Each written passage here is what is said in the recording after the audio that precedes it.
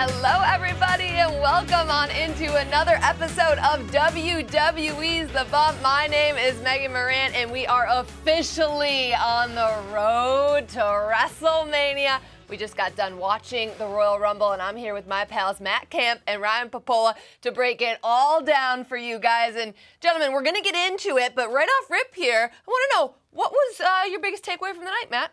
It was the Chelsea Green Rumble, dare I say that? That's probably not like I'm burying a lot of leads right there, but love what Chelsea Green did all night. But I think when you look about this Royal Rumble, we're going to go all the way back to, I think, the Women's Royal Rumble and seeing some new stars show up, seeing Naomi come back to the Royal Rumble, come back to the WWE, the great performance she had, what Bayley did. A lot of stories that were maybe finishing or starting at the Royal Rumble now have their own paths, Ryan, as we go on to WrestleMania. Absolutely, and piggyback off that, to answer your question, the palpable excitement of whoever it is pointing at that sign, right? But in this case, Bayley and Cody Rhodes.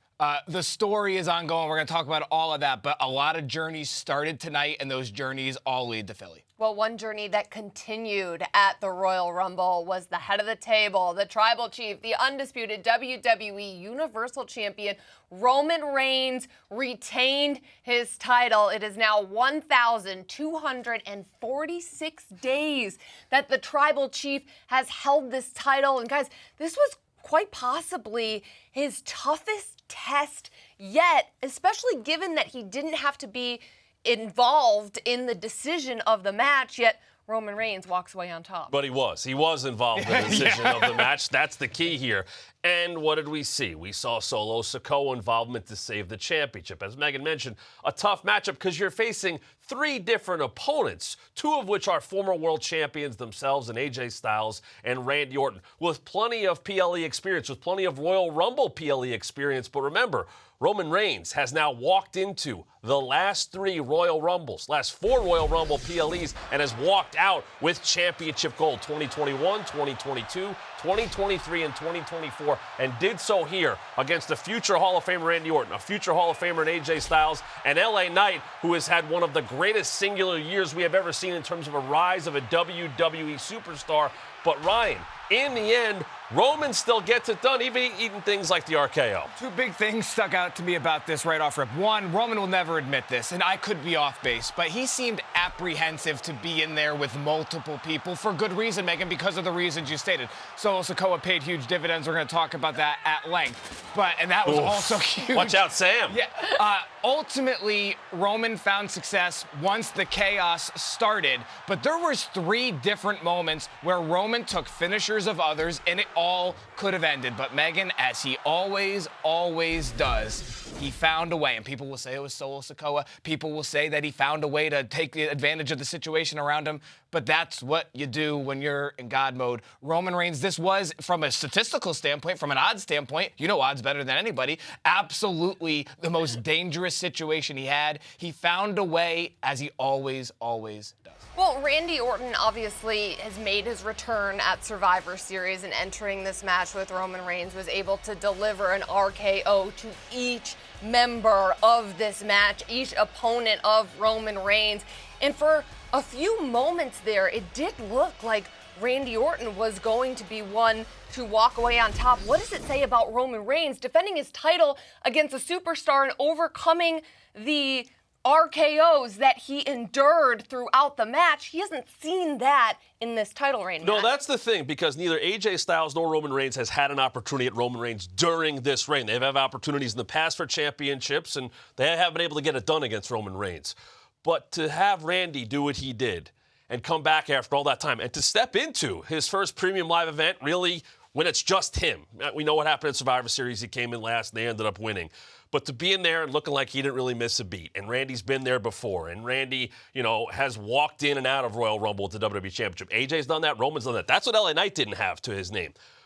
But Roman is resilient, Ryan, to everything else. I agree. You can if you don't have Solo out there or Jimmy out there, we have seen him kick out at 2.99999 a bunch of times, and he is that good. But if you are Randy Orton or if you are LA, now you go, well, wait a minute. I wasn't involved in the decision. My shoulders didn't get pinned to Matt. Not a knock on AJ Styles. If you lose to Roman Reigns, join a giant list. And there was a lot of things going on. Absolutely. Right, to be fair. But also, to be fair to Roman, there was a lot of things going on, and he found a way. If I'm LA Knight, I go, well, wait a minute. Where's my one-on-one I wanted? If I'm Randy Orton, I want that one-on-one. And as he kind of said to Kayla during the interview on the Bump a couple weeks ago, yeah, I'd like to walk out with the championship no matter who I beat, but I still think there's that feeling of I want Roman one-on-one. I think there's an argument to be made there. Well, I want to talk a little bit about LA Knight because what he did at the Royal Rumble was nothing short of impressive. He had a match on Friday Night SmackDown against Solo Sikoa. This is a quick turnaround, and this was the biggest match of LA Knight's career. Ryan, I'll start with you. What did you make of LA Knight and how he performed at the Rumble? Just as we've seen him for, at this point, almost a full, not literal calendar year, but the length of a year, 365 days, he was impressive as always. And to Matt's point, he's got a real case coming out of this saying, hey, I wasn't the one ultimately who took the pinfall here. LA Knight keeps finding a way to build momentum upon himself, which, for what you're doing right now, if you're LA Knight, is unbelievably impressive because it is absolutely a skyrocketing reign from where we saw him maybe 400 days ago. So I think ultimately tonight was...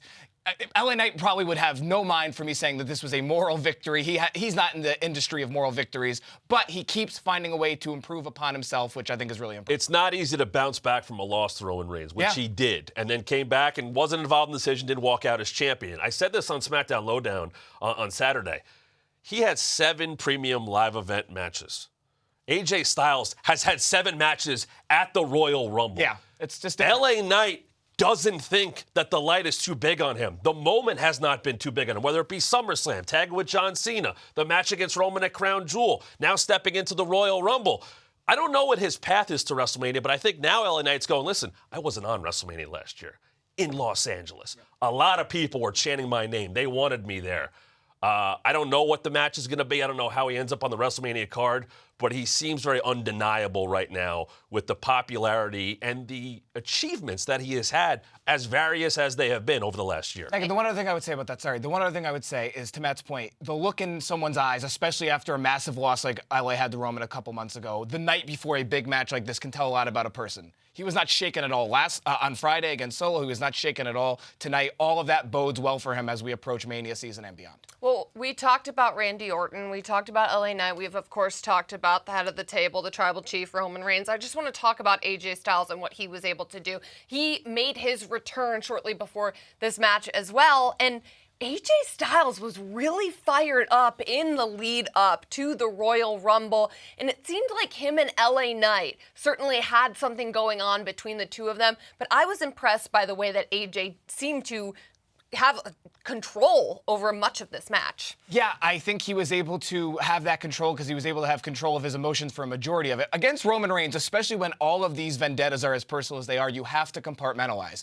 Another thing Roman maybe doesn't get credit for is he's the best at compartmentalizing. That is correct. Yeah, yes. But AJ Styles was able to do that for a long stretch of night. To Matt's point, no shame in ultimately being the one with 8,000 things going on in this match to be the one who ultimately suffers the defeat to Roman Reigns. I am very curious, Matt, as to what AJ does next, because for all of these men, there is a real personal rage leading up to this. How they come out of this is going to be very interesting. Did AJ make a mistake, though? Because he was fueled by this anger. I think he was even blinded by that anger at some points because he was mad that LA Knight stepped over his body, as he said, when he was injured. He's kind of shunned the OC with Michin and Carl and Big LG, Luke Gallows. It's a numbers game right now in WWE, especially when it comes to the bloodline. Should he have embraced them a bit more heading into this? Or is it AJ saying, listen, I'm too prideful.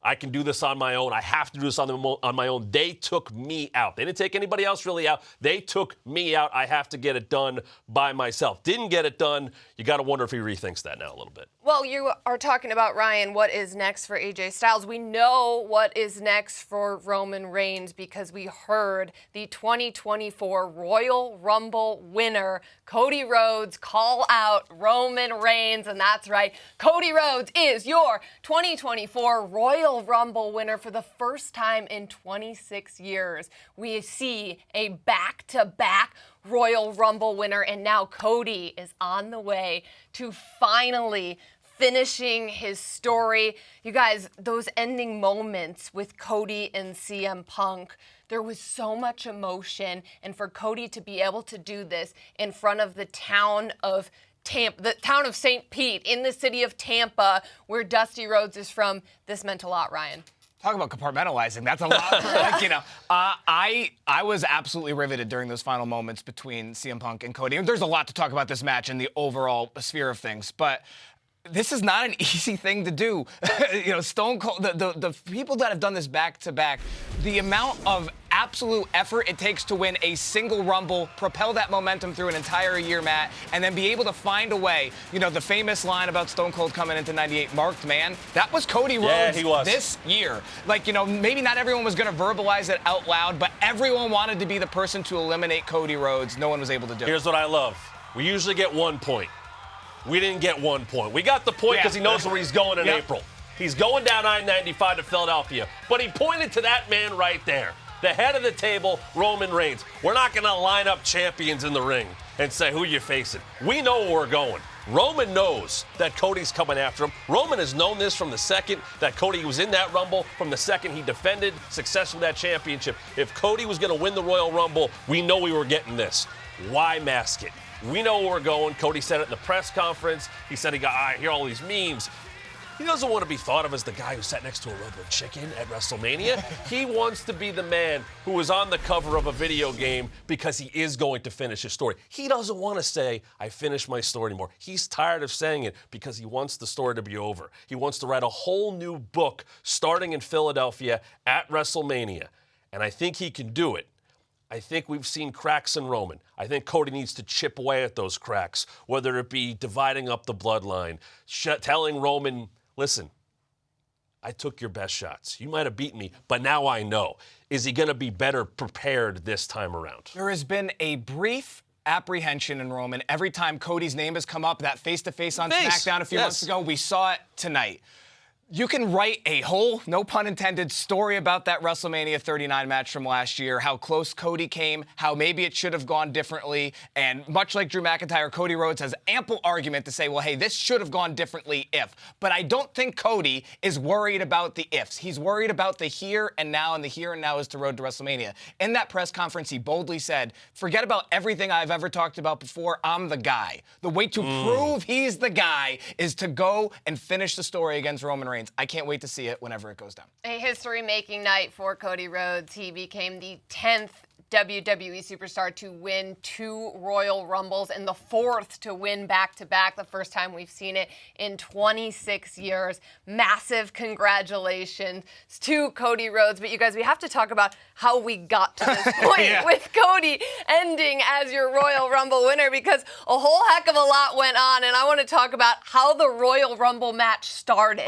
Main event Jey Uso enters number 1, and who would enter number 2 but his twin brother, Jimmy Uso. Now, this is the first time that these two have come face-to-face since Jimmy Uso spoiled Jey's opportunity at the championship at SummerSlam. What did you make of this moment, Ryan? It always comes back to the bloodline, right? I mean, but I will say that I was very, very happy to see that Jey was able to. I feel like Jey, Matt, has been able to distance himself from the bloodline, and intentionally so for months now. But look at right here, I think is very telling. Jey is able to be the Jey that we've seen over recent months, and I think wherever Jey goes on the road to this WrestleMania, Jimmy's going to obviously be intertwined in what the bloodline's doing, and we'll see what unfolds with that. But I thought this was a very big night for Jey to be able to look at his brother in the face after everything that happened at SummerSlam and still be able to find his way.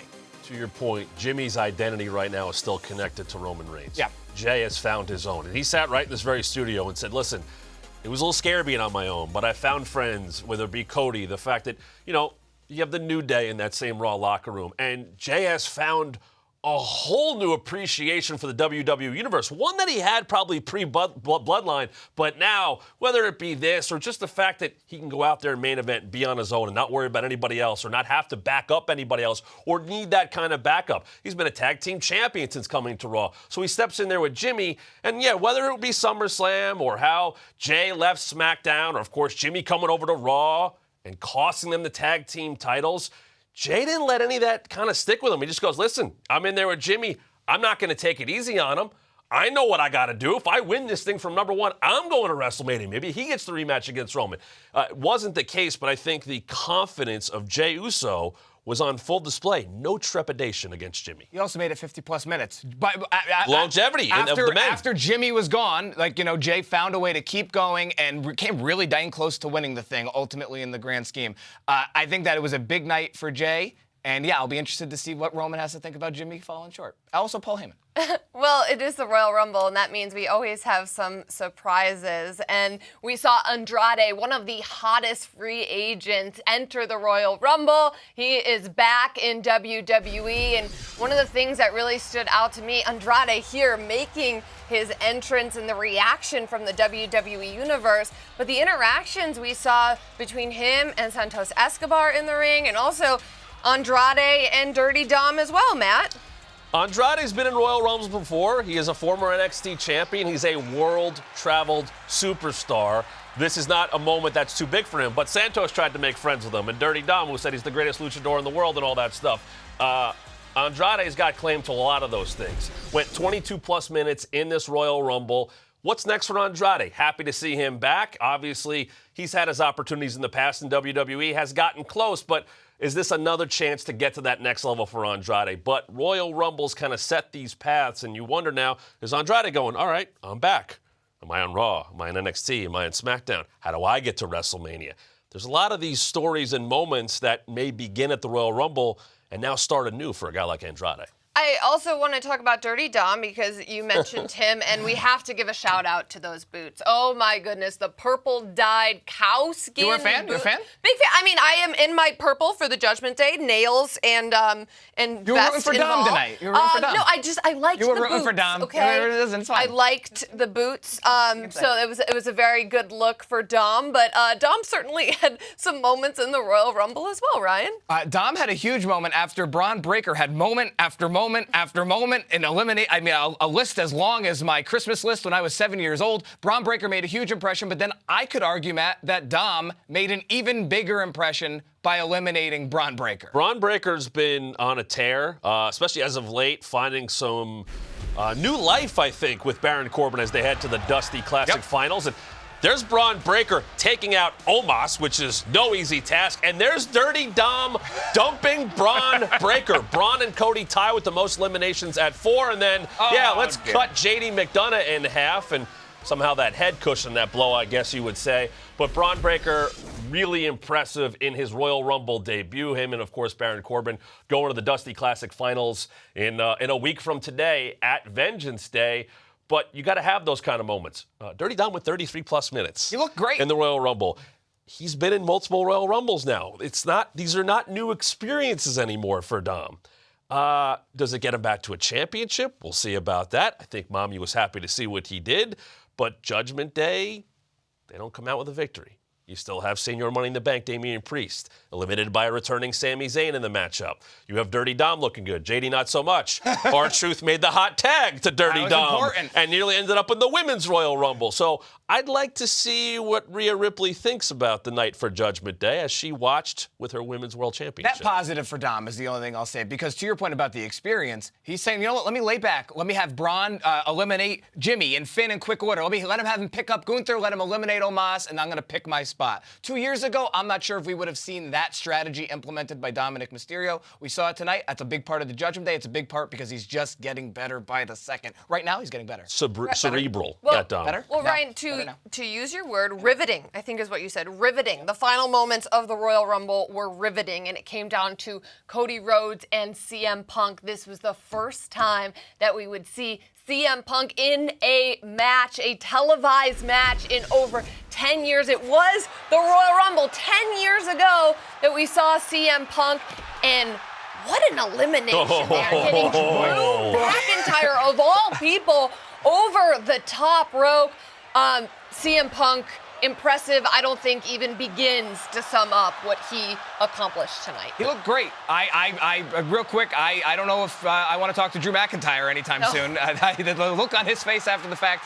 And then, to get down to this too, Matt. After Monday, after we saw Punk and Cody with, to use riveting as the word, just an absolutely riveting exchange, I think we all were like, man, if that happens, it's going to be electric. It was more electric than we could have even anticipated. And there's a lot there for both of them in that. What comes out of Punk for this? Because he did look great. Your former high school classmate, he looked awesome, right? But ultimately, much like I have questions about where Drew's head is going to be after this, I have to ask the same question about Punk because he's got all of his goals, but he fell short at the Royal Rumble. And that, for as great as he looked, and he looked great, he fell short. I mean, Matt, he told you and I on the preview show that he wanted to enter number 1 and he wanted to win the whole dang thing. Impressive or not, he didn't accomplish what he set out to do. He's also smart enough to change his mind a few times since then. And I think he was asked, he said, I'll go in at 30. 30 would be okay. And that's okay. He went in at number 27. He lasted over 20 minutes in the matchup, 2 eliminations. And the fact that he has now made the Final 4 in his last 2 Rumbles, 10 years apart. 3,600 plus days since his last televised WWE match, the 2014 Royal Rumble. He comes back and he goes that long at number 27, which has been very favorable to others in the past, and he hangs in there for 21 minutes and 45 seconds against people, Ryan, that he hasn't faced before. Some new superstars that he hasn't faced. Some people like Drew McIntyre, and Drew's like, I'm not the same kid I once was. And I think Drew was fueled by a little bit too much anger. And CM Punk, as cerebral as he could be, as he holds another cerebral head of Dirty Dom, Punk is smart that way. Punk reminds me of a baseball pitcher who may not have the 99-mile-per-hour fastball anymore, but he knows what to do with the 93. He knows how to work everything that he has. He could beat you up here, and then he'll take advantage of his opponents. He did a lot of that, but at the end, he sat there on the floor, and he looked up at Cody Rhodes pointing to the WrestleMania sign. And I have to think that Punk will take that into his training, whether we saw him at NXT or what he'll do going forward, and figure out, okay, I got time. We got Elimination Chamber coming up next month.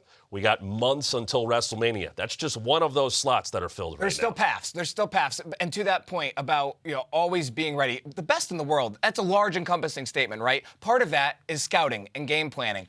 There was so many superstars, to Matt's point, that he wasn't familiar with in there. He had a counter for everybody still somehow. That bodes well for him as we really get into this thing, as we really rev up towards Philly. It's a tough night for him. There's no other way to spin it. He wanted to win the thing, whether it was from 1, 27, wherever else. But I think there's a lot of positives to be had. And to Matt's point again, there's a lot of paths to be had still. There's a lot of time. There's a lot of paths that we'd like to see, I think, that's the too. other thing, yeah. Think about the last few weeks of Drew McIntyre and Cody Rhodes, maybe Seth freaking Rollins. Obviously, that is still in play. And Seth watched. Seth was up in a skybox watching, eating his popcorn. We know Seth right now with these in the issue. We'll see where he's going to be at WrestleMania. But Punk has a lot of history in Philadelphia, going back even before his time in WWE. I think that matters to him as well. He's reconnected with people down at the Performance Center, him and Steve Corino, new superstars that looked up to Punk. He's got a lot of people watching him for a lot of different reasons. I think he's well aware of that. He seems to have embraced everything about being CM Punk. He is very understanding of what he is, the reputation that he brings.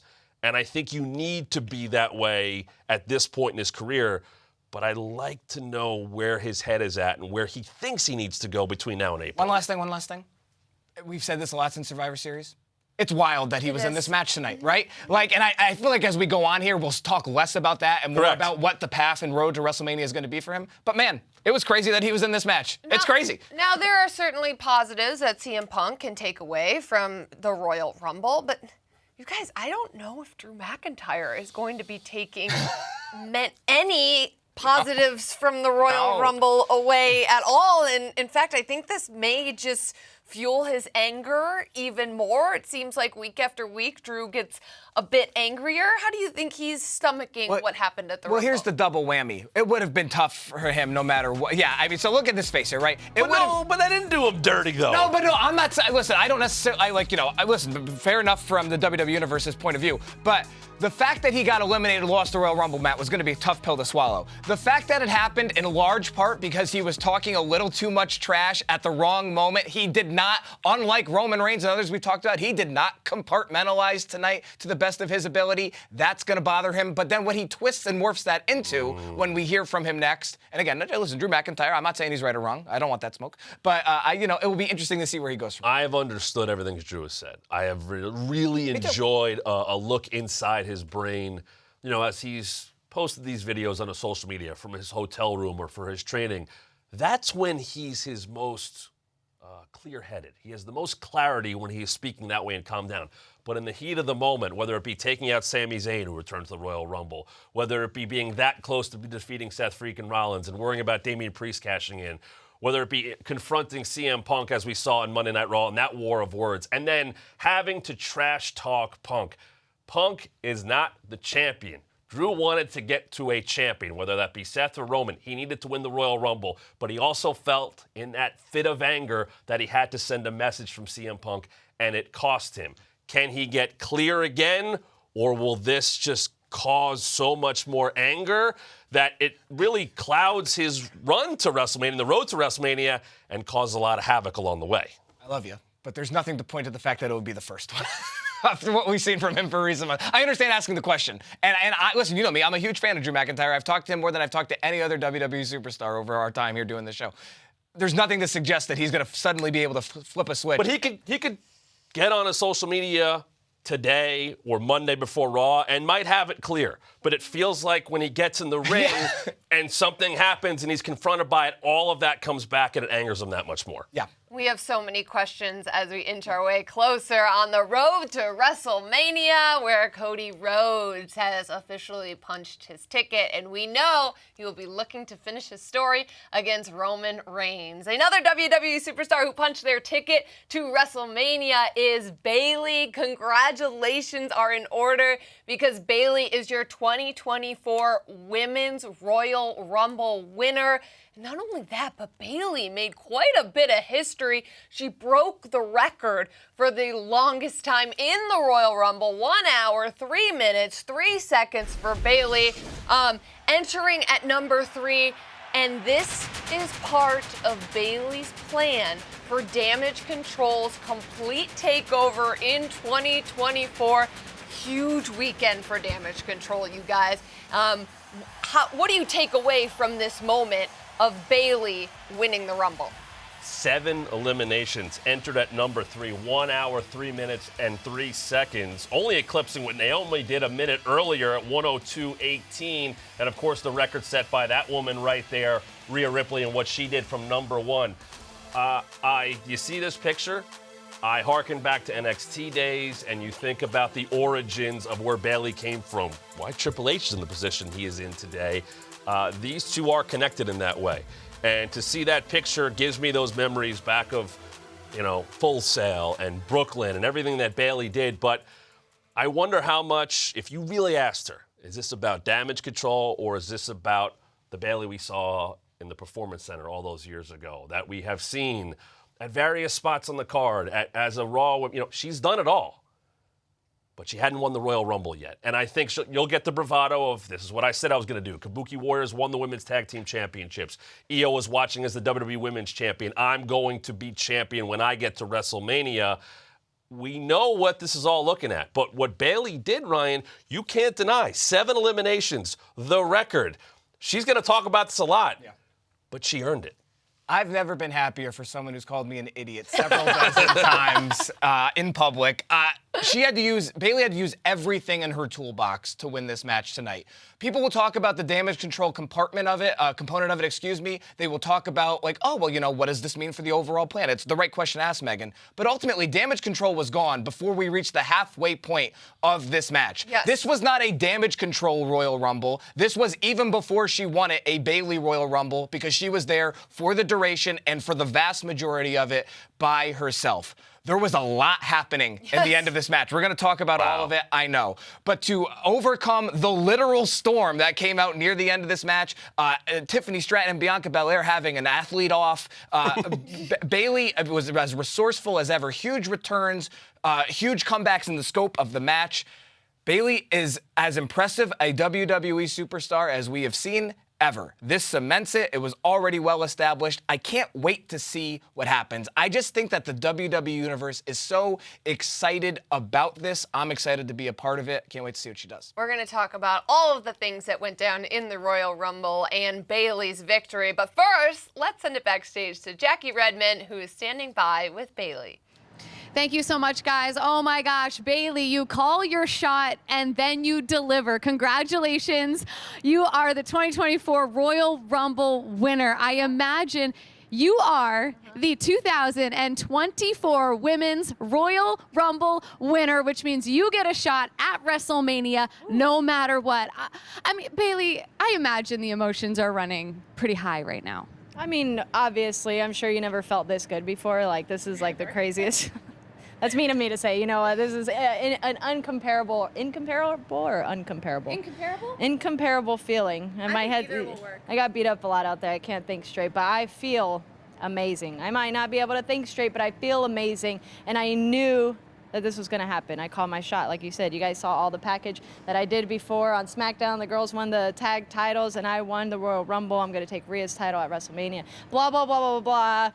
You know, we're going to party tonight. It's a big deal. So I didn't even have to ask who you're going after. You're going after Rhea Ripley. This was a stacked Royal Rumble, though. I mean, what did you make of the field, and how were you ultimately able to come out on top? I've been in a few of these now.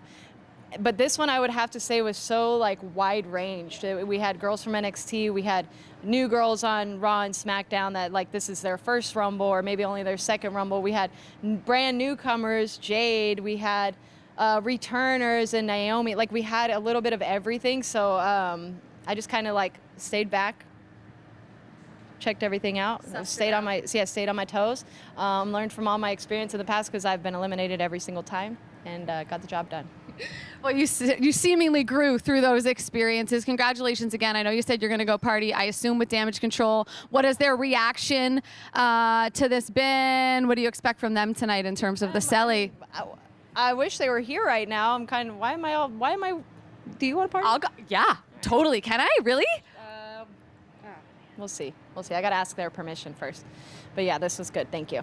Congratulations again. Thank you so much. Do I walk off or do you want me to stay here or just say back You're the to winner. you guys? Thank you so much. Bayley entering in the number 3 spot, and that officially makes her the 3rd WWE superstar to enter number 3 and win the Royal Rumble. We mentioned how Bayley set the record for the longest time in there, and you guys, she had to overcome quite a bit. One of those bits was Nia Jax, who also set a record of her own, well, tied a record. She eliminated 8 women from the Rumble. That ties the record of Shayna Baszler and Bianca Belair. Coming in that number 3 spot is a tall task, Ryan. I thought Nia Jax was going to eliminate 29 people. Felt that way. Yeah, I did too. Yeah, I mean, it's just one of the many, many things when it comes to Bayley at number 3 to talk about how impressive what she did tonight was. I could talk about it all night, quite frankly. But yeah, it was such a mix of talent, of offensive onslaughts, and she found a way. Those final moments, Matt, where, you know, there's just a ton going on, she was resourceful, right? Like, you know, a flurry of activity. She never panicked. She stayed composed. It was almost very simple for Bayley to get this done because she took herself a step back and she found a way. Experience went a long way, I think, in this one. She's entered from number 1, as she did in 2021. She's entered in the last 5 a couple of times. She knows everybody, though, because she spent time in NXT coming back from her injury. She's probably had a match against every superstar in WWE you could think of, or at least interacted with them in some way. But to come in at number 3, and, you know, I saw her draw that number, and thank you, Nick. I was having the thoughts of Bobby Heenan in 92 going, it's not fair to Flair. Yeah. Bayley was probably playing those thoughts in her head. I don't know what the game plan was with Damage Control, because she was like, Asuka, Kai, where were you? We do need to talk about this. Go where for it. were you? Yeah. But think about what she did. Indy Hartwell, Candice LeRae, Tegan Knox, all former tag team champions. Maxine Dupree, Bianca Belair, a former winner right there in that 2021 Rumble. Tiffany Stratton, and then Liv Morgan, who went back-to-back years in the final 2. We'll talk about Liv as she came back as well. Bayley makes the point finally. And I think a lot of us have been waiting for that moment. You may not like how she has acted over the last couple of years. There is Dakota simply saying, Bayley, I hope she means it. Yeah, I hope so too, because we saw on the SmackDown Lowdown. She's happy for her. Bayley- There's no exclamation point, but she's Where were happy they in for the her. interview? Bayley was very excited about the Royal Rumble on the SmackDown Lowdown, and it didn't quite seem like Damage Control was behind her. And it's been a big weekend for Damage Control. The Kabuki Warriors won the tag titles on Friday Night SmackDown. They then were eliminated in the Rumble by the former tag team champions, Caden Carter and Katana Chance. So this really was Bayley on her own. We talk about how she was in there with a lot of experience to start, and Bayley addressed that in the press conference too, including the return of Naomi to WWE, but starting the match with those two veterans in Natalya, Naomi, and Bayley really set the stage for her to go on and make this run. And here's Naomi making her return to WWE. Oh, the WWE Universe loves the glow. I miss the glow. Ryan, did you miss the glow? This entrance is just so cool. It's just so cool. It was amazing to see Naomi back. To Matt's point from earlier, it won't get talked about enough. An incredibly impressive showing in the Royal Rumble. She set the record. She set the record. She beat Rhea's record at 102.18, but because of when she got eliminated, Bayley was in just a little after her. Bayley would set a new record a minute later at 103.03. Great to see Naomi back, a former TNA Knockouts champion. So Jordan Grace show up as the TNA Knockouts champion. She goes nearly 20 minutes, and Naomi comes back renewed and has now spent more cumulative time in the Royal Rumble than any woman in WWE history. What does she come back to right now? She seems renewed. She seems excited. And when you have that kind of performance, when we haven't seen you in quite some time, it's very impressive. And if I'm Adam Pearce, if I'm Ava, if I am Nick Aldis, I'm going, can we talk to you, there's please? There's a line outside her door. Yes, sir. Right now, absolutely. sure. There should be. There should be. There was so much excitement going on in the Royal Rumble, and we have all been waiting now, patiently, wondering when we would see Jade Cargill appear in a WWE ring, but we don't have to wait any longer because Jade Cargill appeared at the Royal Rumble, and not only did she appear, but one, she looks amazing, and two, she was able to hoist Nia Jax above her head and eliminate her. I don't know if there's any human on planet Earth stronger than Jade Cargill. Well, here's the thing. I said I thought Nia Jax was going to eliminate. That. I mean, this is what's crazy. I said, and we all thought, Nia Jax fully capable of eliminating 29 other women. Jade Cargill came in and eliminated that person by herself and made it look like it was just any other Saturday for her. An absolutely incredible. When you talk about in-ring debuts of this caliber, this is insane, Matt. It is utterly insane. Jade Cargill's had less than 100 matches in her career. She stepped in a WWE ring for the first time at the Royal Rumble, and as our buddy Victor Taylor Perry says, picked her up with ease. Ease? Just a normal squat. Just part of the workout right there. It's Saturday night. Listen, here's the other part. She entered at 28. You got to wait a long time to make your WWE debut. You know you're coming out at 28. And she comes out at 28, and she lifts up Nia Jax. Then she lifts up her again and throws her out. She also eliminated Naomi. She also eliminated Becky Lynch. She didn't win. But that moment, those moments will live forever in a reel that just got started at the Royal Rumble. Didn't even mention Bianca and hers face-to-face. There's already a music video to be made about Jade Cargill's time in WWE, and it's one match long where she entered, to Matt's point, near the end of the Royal Rumble. Sorry, I'm projecting. I think Jade Cargill, it's one of those moments where you will remember where you were when you saw Jade Cargill enter the Royal Rumble in 2024. I won't soon forget it. This is what we thought when we saw Jade Cargill enter the Royal Rumble. Holy Oh my God! Oh my Let's go! Whoa!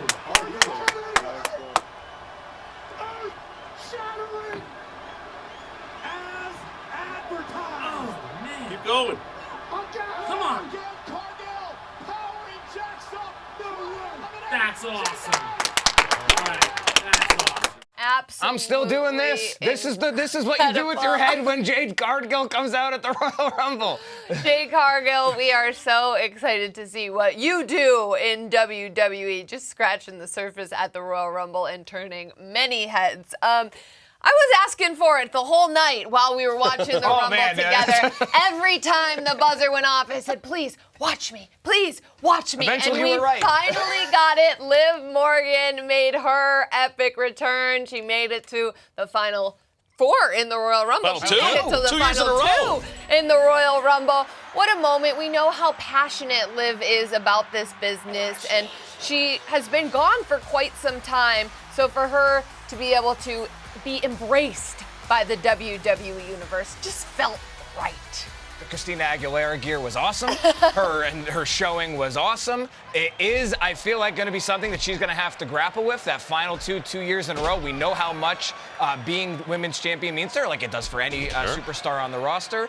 But in terms of a first night back, especially with everything we've already talked about in terms of how utterly incredible this match was, Matt, I don't think you could ask for much more shy of the victory. I think Liv's done a lot at this point. This is not a doe-eyed Liv Morgan coming from Elmwood Park, New Jersey. This is Liv Morgan who has won and cashed in Money in the Bank, who has been champion, who went to the final 2 of the Royal Rumble last year and was that close. She was on the ring apron. She was on the ring apron with the eventual Women's World Champion in Rhea Ripley, who's been on a tear. But think of how, Back to the Future, how things could have changed, what an alternate timeline would have been. And maybe we'll be thinking that way. She posted a picture, and I think a lot of people have seen that picture of the last few eliminations all looking up at the celebration of Bayley. And whether that's Jade or Liv or Tiffany Stratton or Bianca Belair, they all wanted to be up there. Bianca wanted to do it again. Becky got eliminated. She wanted to do it again. But Bayley did it. And now they're all looking up going, how do I get there? What's my path now, whether it be Elimination Chamber, whether it be on Raw or SmackDown or NXT, or how do I get to WrestleMania? What does that look like? Liv Morgan's been that close now. She wants that WrestleMania moment. I think we're going to start talking about that a lot more now. Cody wants to finish the story.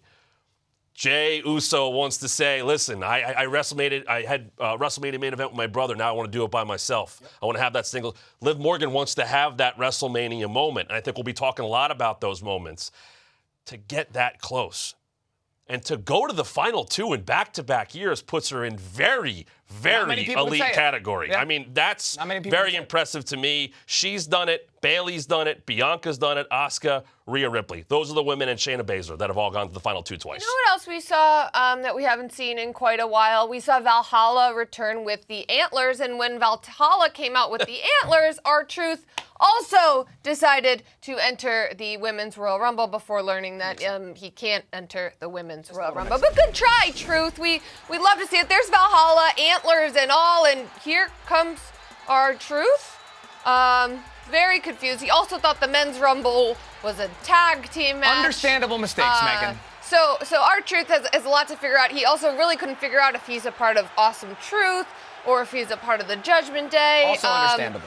But there he is. He's calling timeout because that's what R-Truth does, and Nia Jax sends him out of the Rumble. So happy to see R-Truth get his moment. You know what Nia wanted? She just wanted to make sure that R-Truth could do what she did. It was get eliminated from the same Rumble, 2 Rumbles in the same year, although he wasn't really in that one.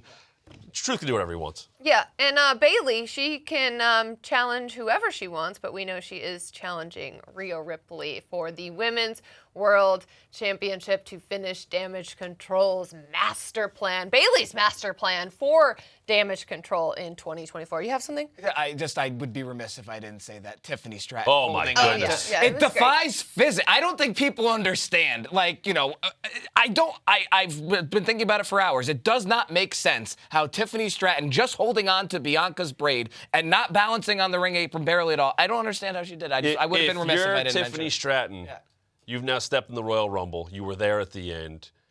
You've done it with Becky Lynch. You had your moment at Stand and Deliver jumping off the ladder. She makes the most of it, and it's not too big of a spotlight. She's another one. She said 2023 is a warm-up. 2024 is my year.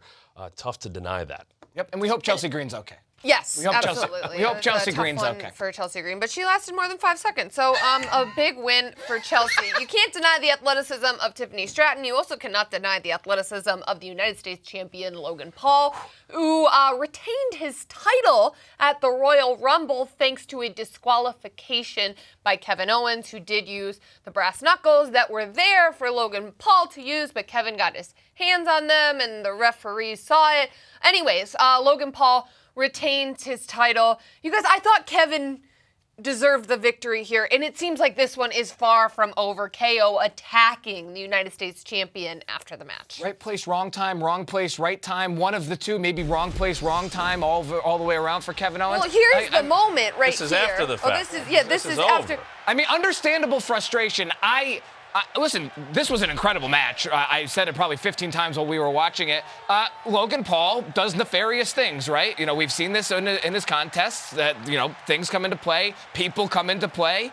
Ultimately, Kevin Owens didn't necessarily do anything wrong in the sense that he didn't initiate any of this, but as this is happening, Well, I mean, he did use the. He did hit him. but he ultimately wasn't his choice. Yes, it was. I mean, he put them on his fingers. He hid them. He tried to hide them from the referee. He did it. You know what happened? It's the same thing that happened to Drew. He let the anger that he has, and we have seen it many times before, get the best of him. It then was taken out after the fact. Then you got Logan Paul talking trash, trying to make another viral moment, talking to Corey Graves. You can't say, I can't suplex. No, I'll do that instead. This was a great match. It was wild. I see where you're coming from. I guess to Megan's point, I do feel bad for KO. There was so much that happened in this one. Jeff. Freaking Jeff. Pat McAfee was a big fan. Left to his own devices, Kevin Owens, I don't think was bringing brass knucks into the equation. That's why I feel bad. You know, ultimately in the heat of battle, if you're going to do this, I guess have the wherewithal to do what Logan was trying to do, which was hide the knucks, Megan. I don't know. I feel bad, but at the same time, it happened the way that it happened. Well, Logan Paul never gets caught using the brass knucks, but why does Kevin get caught? Great officiating.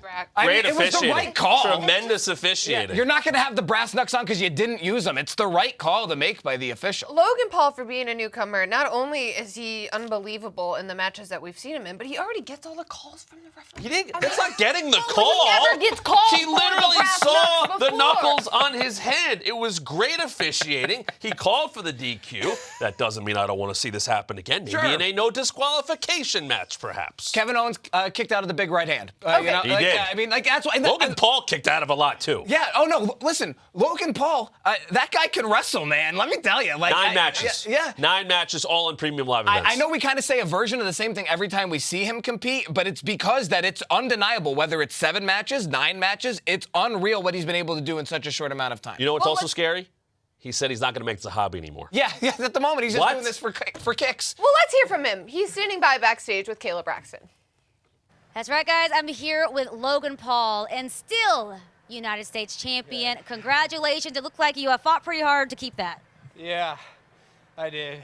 You're probably a little out of it, but I do have to ask you that it's, some people are saying it was pretty controversial that you walked out with your title. Do you have any comment on that? Who's saying that? What do you mean, why is it controversial? Kevin Owens cheated. He brought brass knuckles and he used them on my face. That is a disqualification. I'm still the United States champion, like I said I was going to be. I mean, what about the stuff that was kind of leading up What to stuff? controversial actions? Maybe you had a little help out there. Help what? Help. He had brass knuckles on his hand and he used them on my face. Look at my face. Look at my face. Yes. I'm bleeding out of my nose and my shoulder. That equals a DQ, and that means I'm still the United States champion. What are you not understanding? I know, I completely understand. Last question, I know you want to go get cleaned up. Do you have a message for anybody else who wants to come after your title? Yeah, come get it. I need a second. If you just give me a second. Okay. All right, come get the title. Logan is ready to do that. I think Kevin Owens is long from finished with Logan Paul. Just guessing by all of this. And Jeff, security's got to do a better job keeping Jeff away from any WWE arena that Logan Paul is in, because Jeff just keeps appearing. Did you hear what he said? They were saying, go back to your seat. Go back to your seat. Throw him out of the arena. Yeah, I mean, that's fair. Listen, I can't disagree with anything you just said there. I think I just really do feel bad for Kevin Owens. I try to remain objective here, and ultimately, Matt, you're right. He did the thing. He got disqualified. But Kevin Owens is in this match with a broken hand. Yeah, I mean, that's okay. Doesn't mean he can cheat. Rocco Media didn't get to win that thing against Tiger because Tiger's leg was broken. I mean, like, you know, it's 2008 U.S. Open reference from Papola. I thought that was me that was going to bring that out. He used brass knuckles. Logan Paul looks like he got hit with brass knuckles. He feels that. He probably has no interest in getting in the ring with Kevin Owens again. And is going to tell Nick Aldis, hey, listen, he got He used brass knuckles. He cheated. I'm the champion. Please give me my next opponent when I'm medically cleared, because he certainly doesn't look like he's ready anytime soon. So one thing I will say, removing myself from the emotion, because Kevin Owens is a really cool guy, but like ultimately Logan Paul never panicked, right? This was, I think, his toughest test. He's had nothing but grueling match after grueling match and a lot of high-profile situations. But Kevin Owens had a specific type of rage coming into this that Logan Paul, I think, was definitely a little weary of in the lead-up. We saw what happened in the weeks leading up. Ultimately, KO came out of the gates hot, and he came out of the gates strong. And Logan Paul, 9 matches into matches point, said, you know what, I'm fine. And you know, whether or not it happened the way that it happened, or if it should have gone differently, and Logan Paul was the one who initiated it, in a way, he masterminded a situation to find a way to make sure that he left his champion. What did we say throughout that entire match? Why is he this good? Yeah. Why is he this good? And I think that includes making sure that you're going to have a guy around who's going to be able to bring brass knuckles into the equation. He's right? a student of the game in that way. He can take on anything. He's a freak athlete, which gives you a big leg Top up. percentile Oh my! athlete. Think of the top Percentile. There you go. I mean, here's Ryan here on Twitter. Logan has no business being this good at this wrestling this early. It's insane. He's an unbelievable athlete. And I think of, you and I were talking about this during the show, Bianca Belair, Tiffany Stratton. Raw ability is there. Yep. You can get by on a lot of that, and you're going to get better. He's only going to get better 9 matches in with more experience and getting in there with different people. And he's had a lot of different types of opponents, right? Roman Reigns, Kevin Owens, Ricochet, The Miz, Rey Mysterio. You get better based on the caliber of opponent that you face. But every caliber of opponent he faces is at a premium live event. So there's no easing in for Logan Paul. And I think that's a big reason why he is so good. And he's actually going to get better. Every instinct is right. Yes, Every single instinct is right. Well, he is so braggadocious. I don't know how much he's going to be able to brag about winning via disqualification, but knowing Logan Paul, a win is a win is a win. He is still the United States champion. Well, you guys, we talked about a lot here from the 2024 Royal Rumble. It was an epic night, history-making night. And we are officially on the road to WrestleMania. Thank you guys so much for watching. We will be back Wednesday at 1 p.m. Eastern for another episode of WWE's The Bump. For Ryan Papola, for Matt Camp, I'm Megan Morant. We'll see you guys Wednesday.